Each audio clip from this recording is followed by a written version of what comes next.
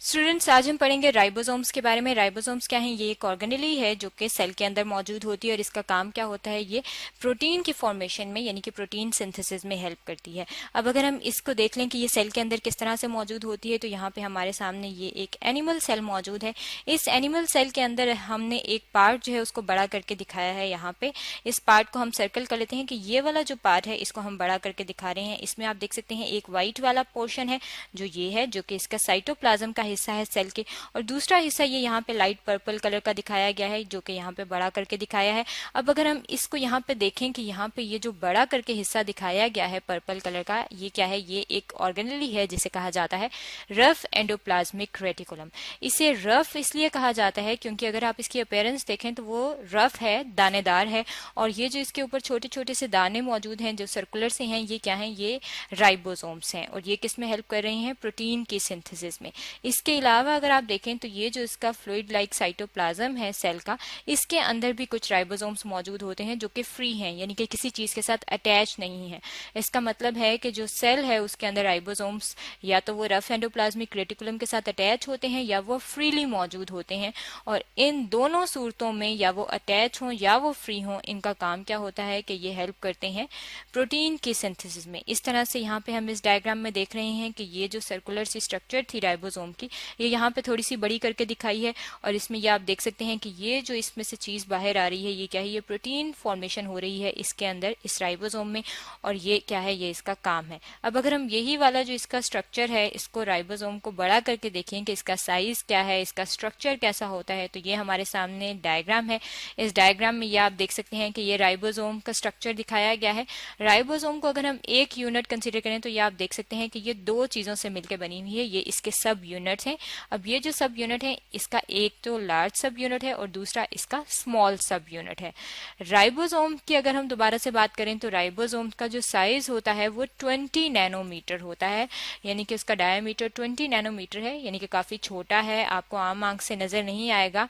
और अगर आप इसकी कंपोजिशन की बात करें कि ये किस चीज से मिलकर बना होता है, तो ये मिलकर बना होता है आरएनए से और प्रोटीन से। आरएनए और प्रोटीन जो है वो इक्वल अमाउंट में मौजूद होती हैं, यानी कि दोनों जो है, जितनी आरएनए होगी उतनी ही प्रोटीन होगी।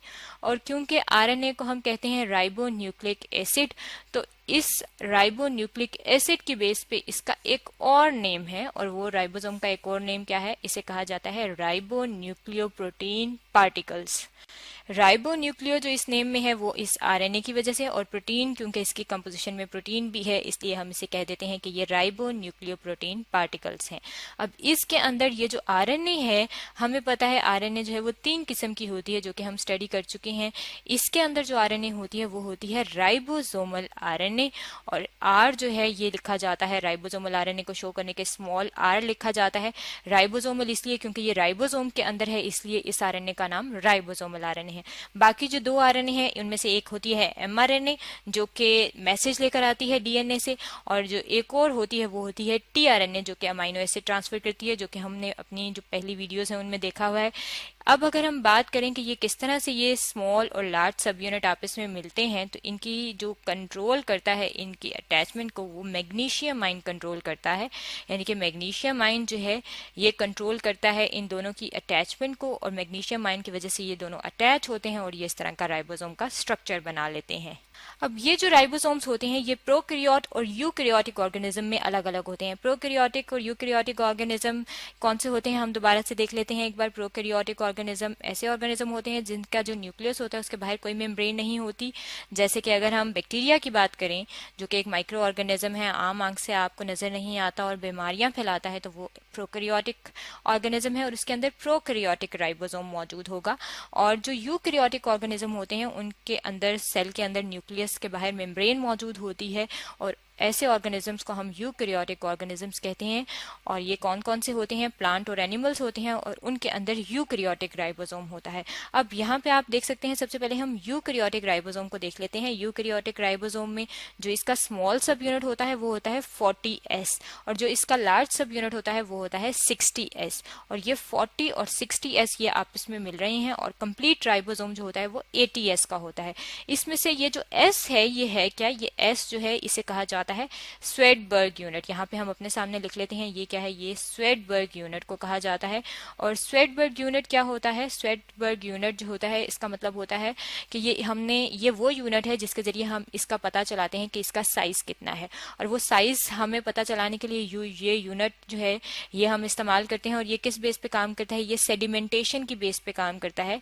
यानी कि एक इंस्ट्रूमेंट होता है जिसमें सेंट्रीफ्यूगेशन की जाती है, ट्यूब के अंदर जो है वो इसको डाला जाता है और ये तेजी से उसके अंदर मूव करता है। और कितनी तेजी से ये उसके बॉटम तक, उसके नीचे सेडिमेंट हो जाता है, नीचे पहुंचता है, उसको हम कहते हैं कि ये सेडिमेंटेशन रेट है। और ये सेडिमेंटेशन रेट को हम स्वेडबर्ग यूनिट में मेजर करते हैं। इसके अलावा अगर हम यूकैरियोटिक राइबोसोम्स के बाद हम देख लें कि प्रोकैरियोटिक राइबोसोम्स किस तरह के होते हैं, तो उसके लिए हम अपने सामने एक और डायग्राम ले आते हैं। इस डायग्राम में यहाँ पे आप देख सकते हैं, कि ये प्रोकैरियोटिक राइबोसोम दिखाया है। अब इस प्रोकैरियोटिक राइबोसोम में जो इसका जो लार्ज सब यूनिट है वो 50s है। यहाँ पे जो था यूकैरियोट में वो बड़ा था, वो 60s था, लेकिन प्रोकैरियोट में वो 50s होता है। और इसका जो स्मॉल यूनिट होता है वो 30s होता है। और यूकैरियोट्स का यहाँ पे हमने पढ़ा था 40s है। इसका मतलब है कि ये जो राइबोसोम होता है जो प्रोकैरियोट्स में होता है वो 50 और 30s से मिलकर बनता है। और ओवरऑल जो राइबोसोम बनता है वो 70s होता है। यानी कि जो यूकैरियोट के राइबोसोम है वो बड़ा है और जो प्रोकैरियोट का राइबोसोम है वो छोटा है। लेकिन ये छोटा हो या बड़ा हो, इन दोनों का काम क्या है, ये दोनों प्रोटीन ही सिंथेसाइज करते हैं। अब अगर हम देख लें कि कैसे ये प्रोटीन सिंथेसाइज करते हैं, तो यहाँ पे आप इस डायग्राम में अपने सामने देख रहे हैं कि ये जो है ये क्या बताया है, ये इसका लार्ज और स्मॉल सब यूनिट है, ये इकट्ठे हो गए हैं, इन्होंने राइबोसोम बनाया है। और ये इसके बीच में एक मैसेंजर आरएनए मौजूद है जो कि डीएनए से आ रही है इन्फॉर्मेशन लेके।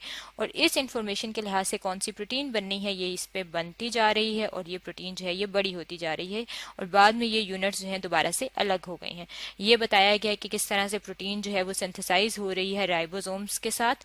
अब अगर हम देखें तो यहाँ पे आप देख सकते हैं कि ये mRNA जो है ये एक है, यानी कि mRNA का नंबर जो है वो 1 है। लेकिन जो राइबोसोम्स इसके साथ यहाँ पे देख सकते हैं आप, एक mRNA के ऊपर 1 2 3 4 5 राइबोसोम्स लगे हुए हैं। इस तरह की जो स्ट्रक्चर बनती है जिसमें एक mRNA होता है और इसके ऊपर राइबोसोम जो होते हैं वो ढेर सारे होते हैं, उसे कहा जाता है पॉलीसोम। और ये भी पॉलीसोम जो है ये प्रोटीन फॉर्मेशन में ये बनती है।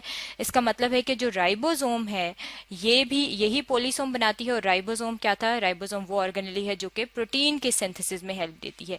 ये तो था राइबोसोम्स के बारे में जिसके बारे में आज हमने पढ़ा है।